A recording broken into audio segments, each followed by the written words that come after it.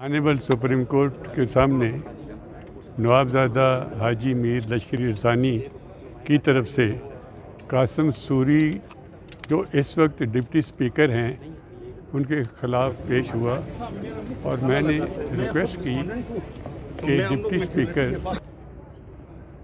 तकरीबन 50,000 से ज़्यादा जाली वोट लेकर जिसका ट्रिब्यूनल ने फ़ैसला किया उसके अगेंस्ट अभी तक बस ये डिप्टी स्पीकर काम कर रहे हैं। मेहरबानी करके इस अपील का फ़ैसला जल्दी कर दें क्योंकि काफ़ी वक्त गुज़र चुका है। ये मैंने रिक्वेस्ट की है और ऑनरेबल सुप्रीम कोर्ट ने इसको कंसिडर किया है और मुनासिब वक्त पर इसका फ़ैसला करेगी। सर फैसला अभी उस पर फिजिबिलिटी पर है, दरख्वास्त काबिल समाअत होने पर वो तो हो गई, एडमिट हो गई है। ठीक है, एडमिट हो गई है। अभी फाइनल फ़ैसला होगा कि या कासिम सूरी की अपील एक्सेप्ट हो जाएगी या रिजेक्ट हो जाएगी।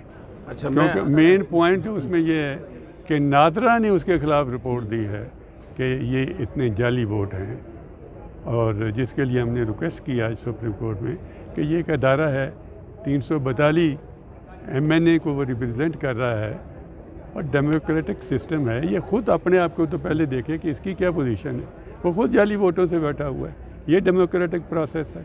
ये हमारी रिक्वेस्ट की आने सुप्रीम कोर्ट के सामने। सर जिन ग्राउंड्स पे उन्होंने अपील की है वो क्या है और आज उन्होंने ये कहा कि वेरिफिकेशन सही नहीं है। नवाबजादा हाजी लश्करी रसानी की जो अपील है उसकी पटिशन है, वेरिफिकेशन सही नहीं है और नादरा की रिपोर्ट सही नहीं है और कोई पॉइंट नहीं है। सर कब तक फैसला मुतवक्को है? अभी तो सुप्रीम कोर्ट की छुट्टियां हैं, उसके बाद इंशाल्लाह फ़ौरन लग जाएगा और फैसला हो जाएगा। अच्छा, मैं आज करता